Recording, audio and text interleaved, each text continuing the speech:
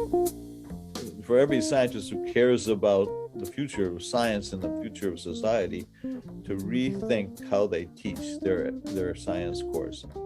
Welcome to EdFix, your source for insights about the promise and practice of education, brought to you from the campus of the George Washington University. I'm Michael Feuer, the Dean of the Education School here, and it is a special treat and honor for me today to introduce a colleague, friend, mentor, Dr. Bruce Alberts. Dr. Alberts is a biochemist by training and by profession, and is currently the Chancellor's Leadership Chair in Biochemistry and Biophysics for Science and Education at the University of California, San Francisco, where he returned after serving two very successful and productive terms here in Washington as the president of the National Academy of Sciences. Dr. Alberts is the author of probably the preeminent textbook in the field of cell biology and biochemistry. It's called The Molecular Biology of the Cell. Bruce Alberts, welcome to EdFix. It's wonderful to have you with us. I want to start with a question about current events. You have been involved at the hazardous intersection of science, science education, and science policy for a long time. Would you say that trust in science has eroded? And if so, do you have some sense of what's happening and why that might be? Thank you, Michael. I should start by saying I learned everything I knew about education from Michael and the other staff at the National Academies for 12 years, where we published something like 150 reports on education. I had to read all of them. And I appreciate the fact that you're trying to make the world aware of the importance of really improving education as much as we can.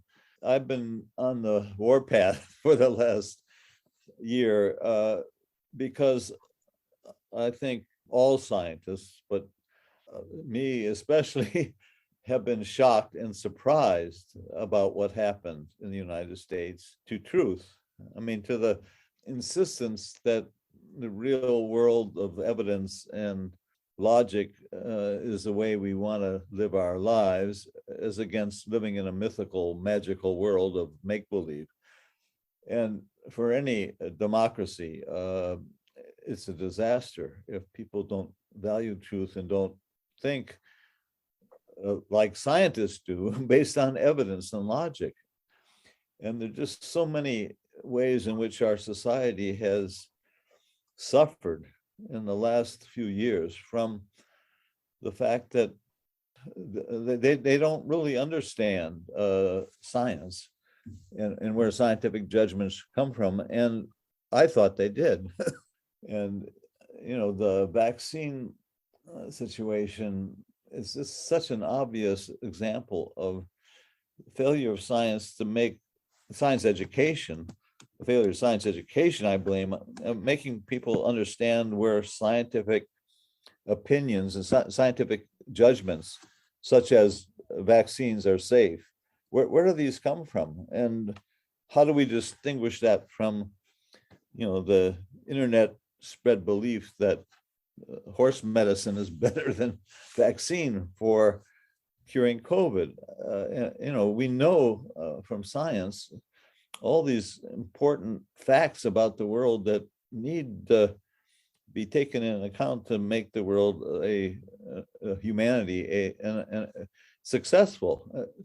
You know, I'm a science fan, but you know, if you look back when science really began with the formation of the Royal Society in the 17th century, you know, they set up certain rules for how scientists behave. You got to make all your methods available and publish and so on, and set up things like peer review to try to control the bad aspects of human behavior and people fooling themselves. And who would have thought that system of science, the standards that we share knowledge and publish and have certain traditions and parts of the culture that are essential to make the community work. Who would have thought that that would have led to such striking advances in our knowledge and changed humanity so much for the better? I mean, our lives are so much improved by all the knowledge about the world that we gained from scientific investigation. It's sort of a miracle that it turned out that way. And yet people don't appreciate, and I say they don't appreciate, it's not their fault, it's because of the way we educate them that this scientific endeavor is, so important for humanity. You use the word failure in education, and I want to just press you on whether it's really a matter of not having done a good job teaching our young people content knowledge about science or process knowledge about science, or whether there's something else that we have missed in the communication of science to the general public. So, I think it's very hard to change adults. So just telling adults facts doesn't work. But children, we have to do it through an education system that starts in kindergarten and continues through college. And I look at it as inoculating humanity against magic, adopting magical thinking that is so dangerous. And that means that they have to understand how science works. We can't run the world that way. It's just too dangerous. So we have to think about science education as a way of primarily of enabling adults to understand how scientific knowledge originates and what science is, and how the community of scientists produces something that's so much more than any one scientist can produce. And I think that's been almost totally overlooked in science. Even in the latest standards, we talk about scientific practices, and that's great. I think the new standards and the next generation science standards are a big improvement over the ones that we did in 1996. But I think those standards, which were developed more than a decade ago, were developed at a time we didn't realize this problem that we now realize. And so we need to think about not just teaching kids how you do experiments and how scientists, analyze data, but really the bigger thing about how the individual work of thousands of scientists is combined to create consensus judgments that are much stronger than what any one scientist can discover in their lab. That is, the community effort of science that produces reliable knowledge is not just about how you do experiments, it's how you do peer review, how you write review articles, and how the community deals with uncertainty, and why we can't ever be if we're going to be honest scientists, we cannot say we're 100% sure of anything, because we know from the past that things change. And even say the consensus on climate change, we have to be open to new explanations, but 99.9% of all scientists now agree, I think, that humans are causing this problem. And there's always going to be some scientist who disagrees. That's the way a scientist gets famous, by challenging the convention. But most of those challenges turn out to be false. I remember when I was a young student, the Watson and Crick model of the DNA double helix was, just been discovered and validated by a series of different experiments. And then there was a scientist who claimed, no, DNA was four-stranded, and people had to pay attention to him. DNA is actually two-stranded, but the fact that somebody was challenging that made people work harder to think about whether they could possibly be wrong, and that's an important part of science. But it doesn't mean that the people who say DNA could be four-stranded deserve equal weight to the people who say it's two-stranded. So anyway, we have to understand why it is that you could always find a scientist who will disagree with the consensus, and why the consensus, on the other hand, is by far the most reliable way to base societal actions on. And of course, that's what the Academy does the best. We set up committees with a wide range of people who have different expertise and try to reach a consensus judgments on, how much arsenic in drinking water is okay, or thousands of other issues like that. And so, the Academy reports, all of which are now available for free online as PDFs, something like 10,000 of them now, and all searchable. That's a great source of reliable knowledge about the scientific consensus. Yet, what fraction of the American public knows that? I mean, almost nobody. So we have to try to teach the young students and college, every college science class, I would say, should teach people about how they could distinguish between misinformation and valid scientific information, because the other big change is the social media and the internet, which is really demanding that people be much more sophisticated about how they think about what they hear and what they read. And so this whole issue of learning how to distinguish between misinformation, disinformation, and valid information is an important part of modern education, which I'm sure your school is involved in. And we know that should be a part of science education as well. So how are we going to cover all this new stuff when we have all these facts that we increasingly every year want students to learn more about all the parts of a cell? That's my field. Or the wonderful things we just discovered about DNA replication, things I worked on for 30 years. Well, I think us scientists have to give up on that stuff. I don't think myself that biology 1 course in college should have even that course should have the students know all the parts of a cell. I mean, that'd be nice if we had time for that. And we do it almost in every biology 1 course that is taught. But I would argue that this other material is much more important, and that we have to give up some of this content. What really should be in it? And we have to make room for these other aspects of science education, which is teaching every adult, preparing every adult to be able to distinguish between misinformation and real science.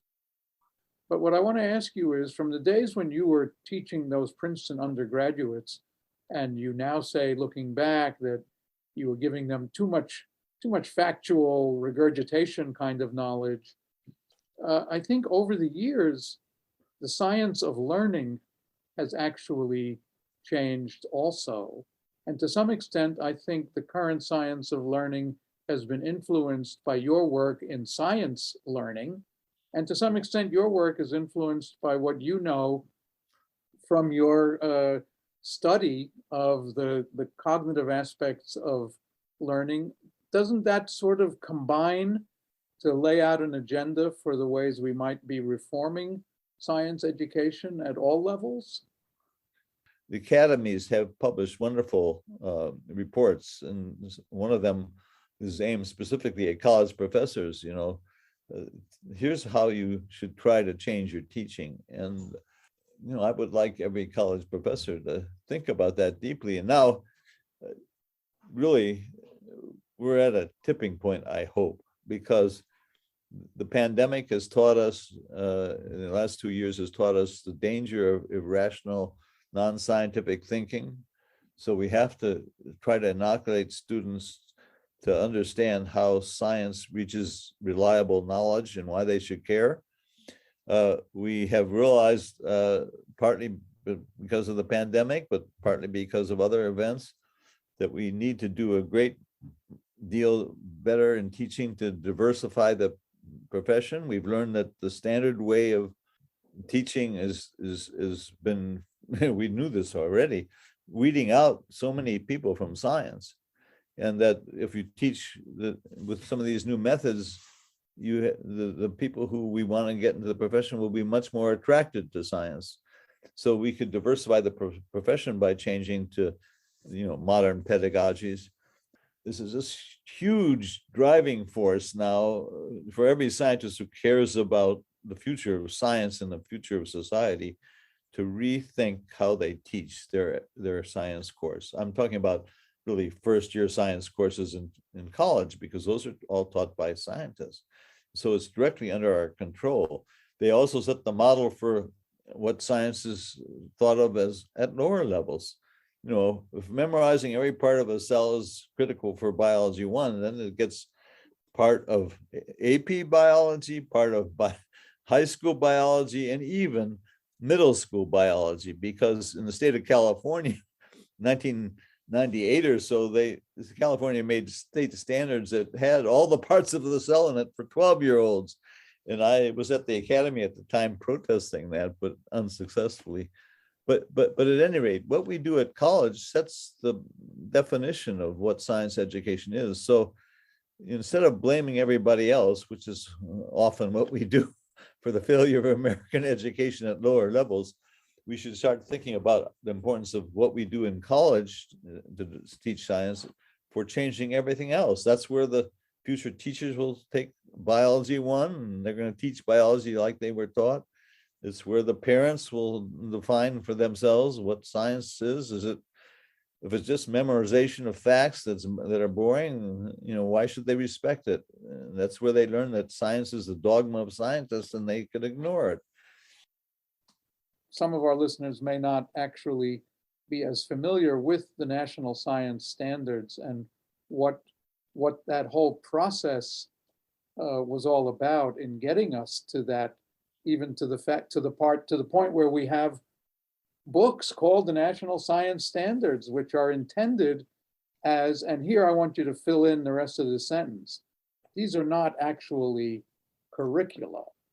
These are guides to, and it would be great for you to unpack the meaning of standards when it applies to something like science education. Well, in 1989, the governors who were the governors of the United States, the 50 governors were meeting, and Clinton was in charge. He was then governor of Arkansas, and they made a request that national guidelines be produced for education. And education, of course, in the United States is a state prerogative, so it had to come from the governors. So these guidelines were designed to be voluntary guidelines that states could use if they wanted to, but they were crying out for help, basically the governors, to improve education through guidelines of how we should think about science education, history education, math education, and so on. And the academy got assigned and got funds from the federal government to produce the first ever national science education standards. And it was a huge effort. But basically, we had to fight many things. We had to bring together all these teachers and education researchers with scientists, and these people hadn't interacted productively before. But it was a great exercise. And what we did was we laid out in various chapters, what was the essence of biology in the content, and what was the essence of physics that every student should know at different grade levels, elementary, middle school, and high school. But more importantly, we stressed the importance of teaching science as inquiry, active learning by students, and that part of the standards, that's the guideline. The students should be actively learning, doing inquiry, while they're learning this content. And we also had a chapter on assessment. All these things, they were just guidelines. Here's how you should think about content. Here's how you should think about assessment, and so on. And I think it made a difference. But those have been succeeded now by what's called the next generation science standards, because of course you have to keep on revising those. and they need to be updated again. Of course, every 10 years they should probably be redone.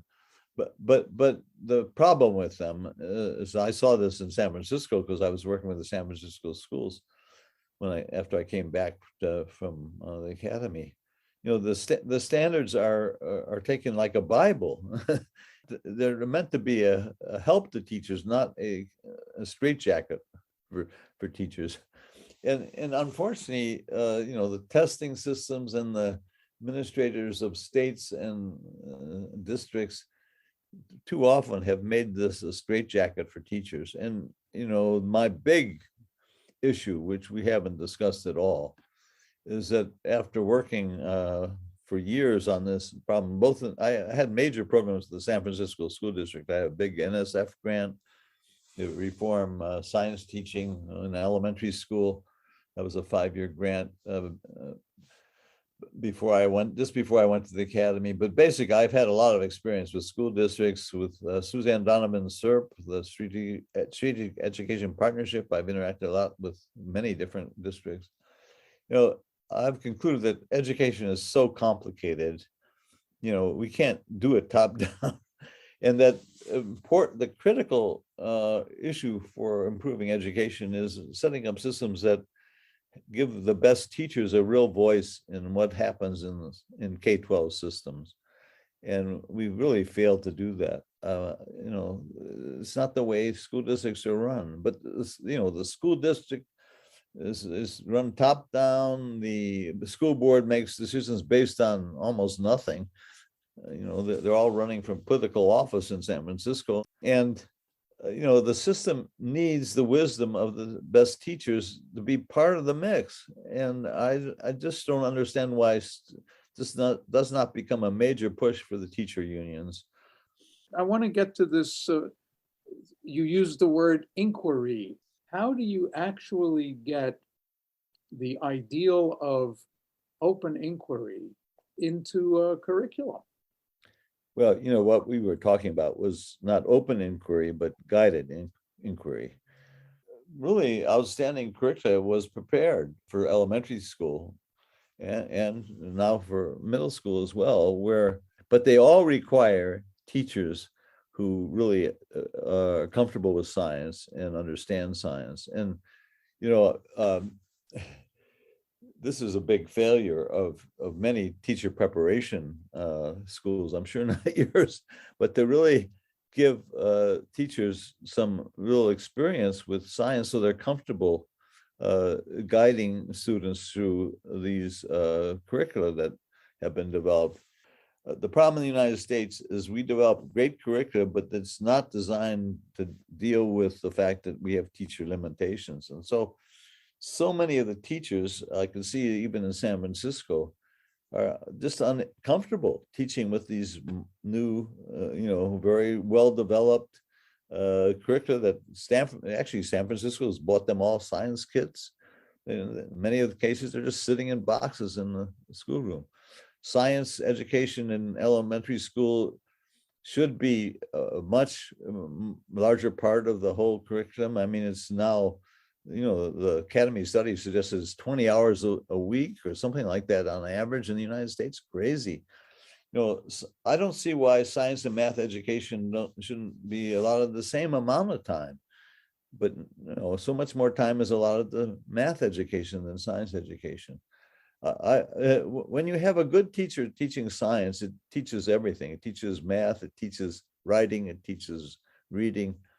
And it's such a potential way of improving our education, but it requires teachers who've been prepared who are not afraid of science, who understand that they don't have to have all the answers. Even the best science materials can be taught like cooking when the teacher doesn't understand the science herself, just has them run through the exercise. So active science is not just mixing things and measuring things. It's letting the kids struggle with problems. And, some of the problems are going to be unfamiliar to the teacher. And, the teacher has to be willing to say, I don't know. Let's look it up on the internet. Let's try to figure out what the answer is. And unless the teacher has that confidence and ability, science education could be pretty deadly, even with a science kit. So at any rate, inquiry means guiding kids enough so that they're not lost, but they encounter lots of problems that they have to solve that are just within their capabilities. Everybody wants to be challenged just at the right amount. You challenge somebody too much, they give up. You tell them not at all, like we do, memorize just everything. That's just so boring. They just don't lose any interest in the subject and don't learn anything. So, education, I don't have to tell you this, is a great art. It's such a fascinating discipline. If I wasn't doing cell biology, I'd like to be doing education research. Before we conclude, Bruce, I wonder if you could just say a little bit about your own background.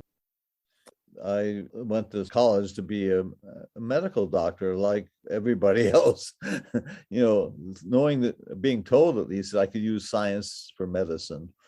And I only learned about science really when I was so fed up with the afternoon laboratory courses at my university. It was Harvard University, and I was, for 3 years, every afternoon, or 3 or 4 afternoons a week, in a 3-hour lab associated with some pre-med course or another, chemistry, physics, or biology. And I decided I couldn't take these labs anymore. Could I take, could I get out of the lab and still take the physical chemistry course, because the lab was so dreadfully horrible. And I only learned then in my junior year that I could work in a research lab instead. And so I've been a big advocate for getting everybody a chance, every undergraduate and freshman year, a chance to be associated with a research lab. And I've been a big critic of the standard labs, the cooking labs that are associated with so many of the introductory courses, which, I don't think are doing anything but getting people bored and are a great waste of resources. But that's something you could fix at GW yourself. We're going to get to work on it. And I just want to thank Dr. Bruce Alberts for being with me today. If you've enjoyed this episode, you can subscribe to the EdFix podcast on Apple Podcasts and Spotify, iHeartRadio, Player FM, and elsewhere. This work is made possible because of the superb leadership and production skill and directorial talent of Turan Waters, our executive producer and director. We have a website, edfixpodcast.com. Bruce Alberts. Well, thank you, Michael.